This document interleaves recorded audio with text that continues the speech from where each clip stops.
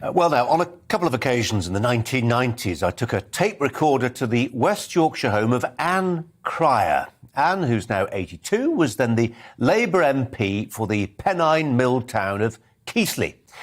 She was also a voice in the wilderness. It didn't matter that what she said was based on fact, on what her constituents were telling her was really happening on the ground, because Anne, 25 years ago, was saying something that was simply not ready to be heard. She was the first public figure to consistently draw attention to the actions of grooming gangs, predominantly made up of men of Pakistani heritage. By drawing attention to the plight of young women, Anne was denounced as a racist troublemaker. She was ostracised by other backbenchers, but she was made of stern stuff. She'd only recently survived a car crash which claimed the life of her late husband, the left-wing Eurosceptic Bradford MP, Bob Cryer.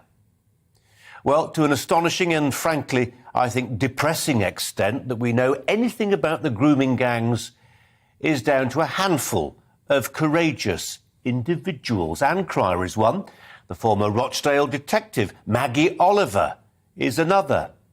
And a reporter who joined the Yorkshire Post just after I left the paper, Andrew Norfolk, who wrote a series of articles for the Times newspaper, which blew the lid off what was happening in towns like Rotherham.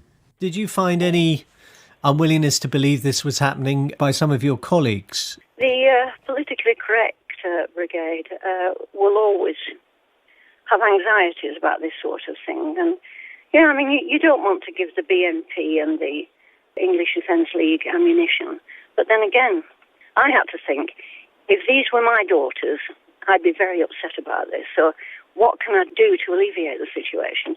I think the Observer says you were a bit frustrated by the attitude of some people. I think you mentioned Ken Livingstone when you were speaking to them. Yeah, frustrated is an understatement. I was very cross with him. What was the dispute? What was the disagreement? He contacted my office and suggested that I'd misunderstood the situation. Would I like to have a chat with him? So I went down, myself, my assistant, and one of the mothers. To be fair to him, he gave me at least an hour, if not more. And I think he was quite shaken when I explained that the lady sitting next to me was actually one of the mothers, because he was at that point suggesting that they might be BNP supporters or something. Rotherham, 2003. When people are saying in Rotherham they didn't know what was going on, I can believe them, because I didn't know what was going on. It was a bolt out of the blue. That summer, the then MP for Keighley, Anne Cryer, was visited by a delegation of local women. What they told her left her aghast. I had 7 mothers of 7 girls who were being groomed from school. These lads were waiting for them outside the school gate, and they flattered these girls, and the girls went along with it. How old were they? Oh, they were only about 12 or 13, very young. And this was the problem that their mothers had. They knew that there was sexual activity with girls who were underage. Not entirely, but nearly always, the gangs are from the Mirpuri Pakistani community. And these 7 women were saying, it's not fair, we've told West Yorkshire Police about it, we've told social services about it, and no one will do anything. I mean, friends of mine in the Labour Party, they'd known about it for years, and had never mentioned it to me. Did you feel sort of, in any way, politically inhibited from talking about this? Yeah, I did, actually. It was difficult for me to make these arguments without being called a racist. I just couldn't interest either Bradford Social Services or West Yorkshire Police. And it was very distressing for me. So the last resort was to go public. Revealed, the teenage girls being groomed for underage sex. The accused men are Asian, the girls are white. The suggestion that men are seeking out schoolgirls for sex would be controversial in any community. But the claims about what's happening here in Keighley are particularly incendiary. Andrew Norfolk is now the chief investigative reporter for The Times. When he first heard about this story, his liberal angst kicked in immediately. My reaction was, how on earth do you cover this story? Because it's the dream story for the far right. I as a journalist, wrote a simple story, a single story, and moved on and hoped it wasn't true. More shame on me, because as the years passed, I then began to see, as stories came in from across the North and the Midlands, little by little, drip, drip, court cases with 2 or 3 or 4 men up for sex offences against children, and that very same pattern kept repeating it and repeating itself, and I couldn't help noticing that invariably the men, they were from the Pakistani community in the vast majority of cases. Eventually it got to such a point that in 2010 I said, you know, to the newspaper, I think there's something really disturbing going on here and nobody's recognised it, and you need to give me some time to look into it. We'd run our first story about this hidden crime pattern in January 2011. And I'd steeled myself for the inevitable accusations that would come. Did you think people were saying, this bloke Norfolk, he's a bit of a racist? Well, they were. I read articles, I read comments on various social media networks. It was quite strange and deeply unpleasant to get to the age of 45 and for the very first time in your life be accused of being racist. This is a story about what happens in a climate where people feel it's far too difficult to speak openly about race. Both Anne Cryer and Andrew Norfolk would regard themselves as liberal-minded people, yet they were vilified for saying something that liberal Britain just didn't want to hear. And once the truth was out, you'd think that the first thing to do would be to make sure that vulnerable children knew that they were at risk. That's why in 2008, child protection chiefs commissioned this, and the numbers are still growing.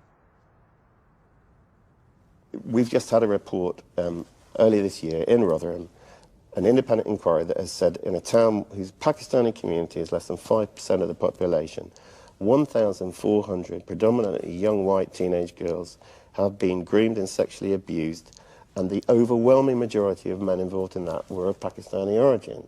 That's a pattern that's been repeated in Bradford, in Leeds, in Manchester, in Blackburn, in Rochdale, in Preston, in Blackpool, in Derby, in Nottingham, in Birmingham. There are reasons why that has happened. I wonder if at the heart of this was a mistake that we all made, that we gave people a kind of cultural exemption from normal, reasonable, decent behaviour. Yeah. I think you're right, yes. I mean, because if you pretend it's not happening, as many people in Rotherham did, then you go down the road of condoning it.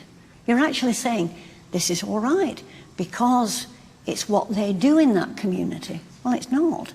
It's not all right. Hello, very nice to... 7 years after shelving a potentially explosive story, journalist Andrew Norfolk found his conscience calling him.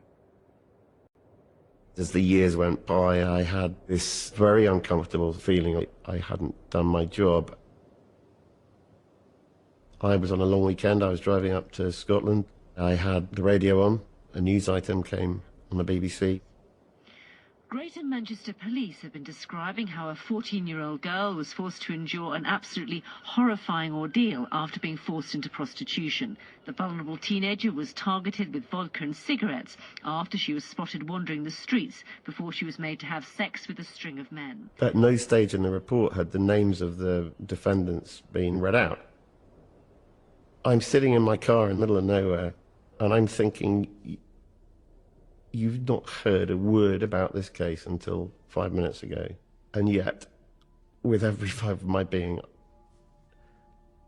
I bet I do know something about those men, because I bet when I check it out, they're going to be Muslim names.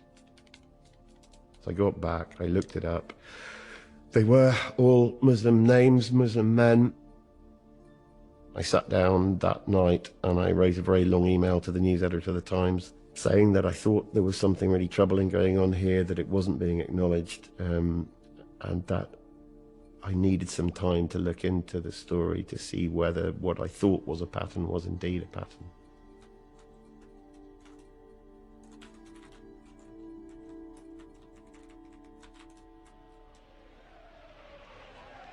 As Andrew set to work, demonstrations were sweeping across the country, led by the emerging face of the far right, the English Defence League.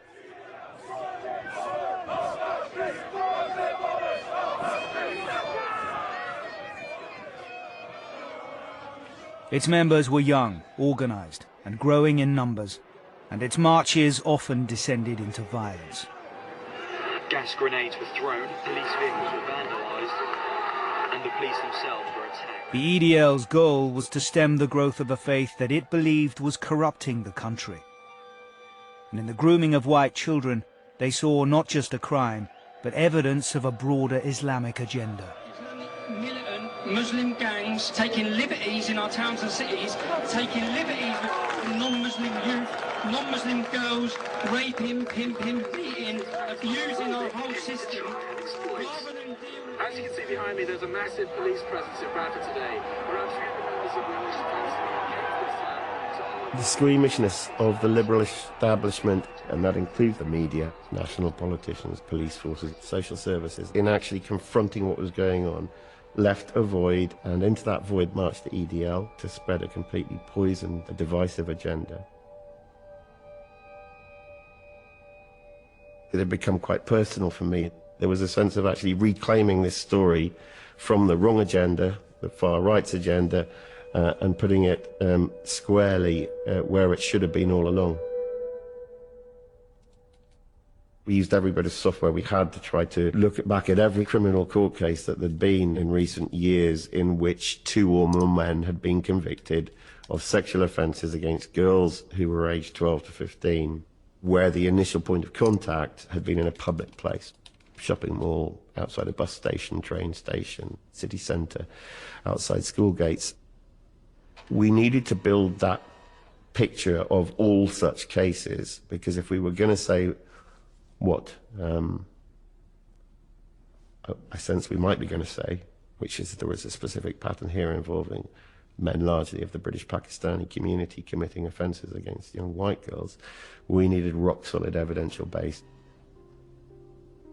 That trawling process produced cases involving the conviction of 56 men.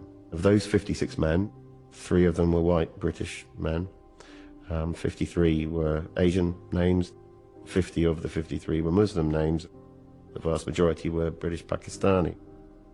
This was a process being repeated.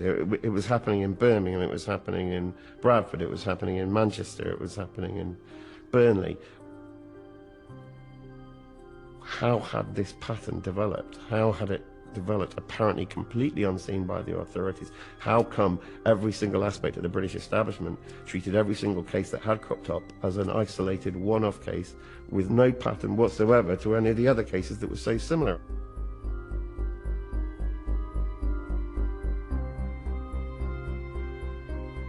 The statistics were there. We needed to start talking to people about it and asking, what's going on here? What do you think? What are you doing about it? What are you not doing about it? We went to police forces, we approached local authorities, we went to specialist charities, government departments. Nobody would speak about this.